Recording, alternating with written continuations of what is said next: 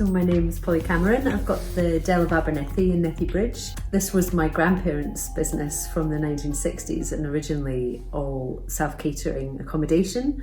But since we took it over about 8 years ago, we have started to change the business slightly and add different elements to it, which has become quite exciting for us. The bread and butter of the business is still self-catering holiday accommodation, and it's busy.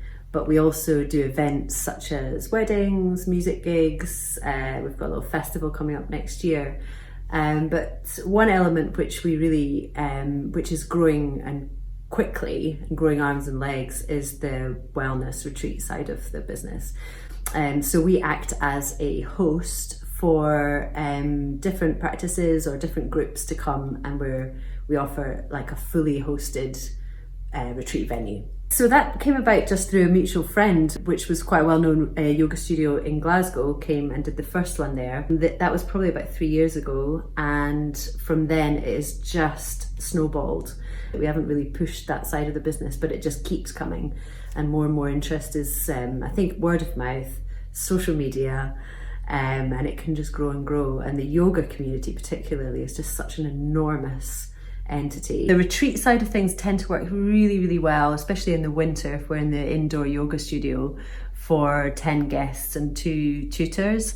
That seems to be the magic number, plus we can all fit around the table. But we have started to offer larger retreat spaces, where we've got this fantastic outdoor space, which is a Scandinavian teepee.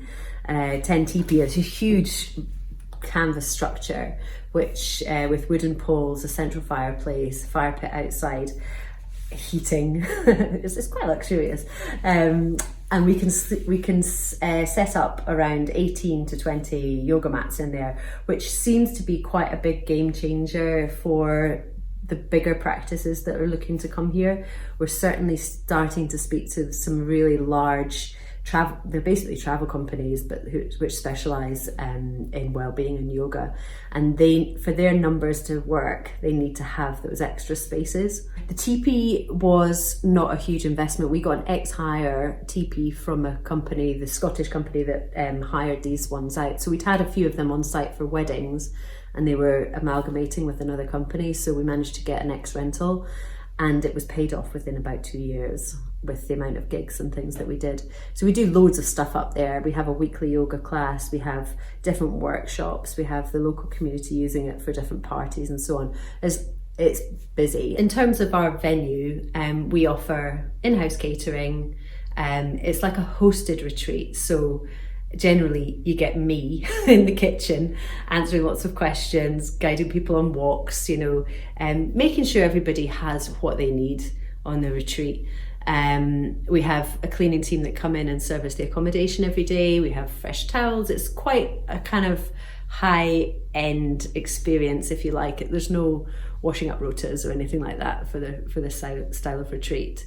And consequently, we get returning groups of people. They come three, 4 times every year now, the same groups, and they in turn bring different guests with them. I think the reason why this location works really well in a retreat format is that it is really a step into the wilderness. The fact that we are at the end of the road, outside a tiny village, right up in the Highlands.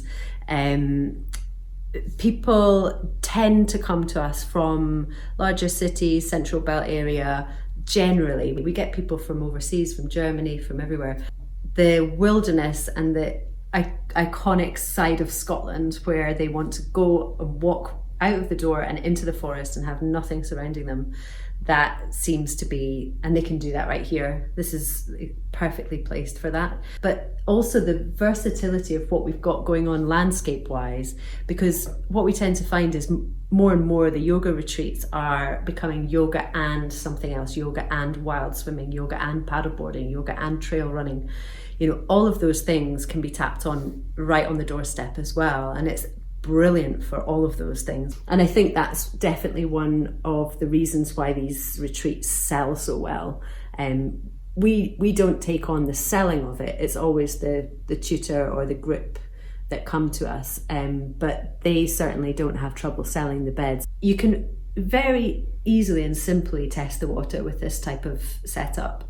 Make contact with people that you connect with, whether it's a yoga teacher or a craft group or a writers group or an art group, whatever. Collaborate. I mean, it's basically just seeing whether it works, getting it out there across social medias to see if whether it's sellable, and connect up. I'm not always with social media, but connect up with those people who are, and get it out that way.